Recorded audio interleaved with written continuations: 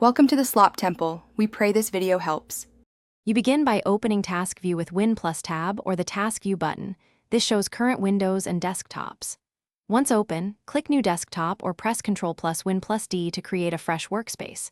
You should decide Purpose, Work, Research, Meetings, so you don't clutter. Make sure to keep Core Apps on Desktop 1 for quick access. This first step creates isolated spaces so you can separate tasks and reduce visual noise. Keep going to Assign Windows and organize each desktop.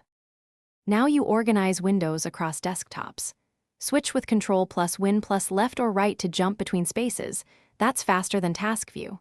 In Task View, drag an app thumbnail to another desktop, or right-click and choose Move to Desktop X to reassign. Use Snap, Drag to screen edges, and shortcuts to tile apps. This keeps each desktop focused.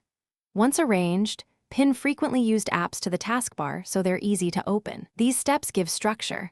One desktop per workflow, reducing context switching. Finish by managing and tidying desktops. To close one, open Task View and click the X on that desktop. Open apps move to the previous desktop automatically. If an app seems missing, return to Task View and look through thumbnails before assuming it's closed. Sometimes windows are minimized or on another desktop.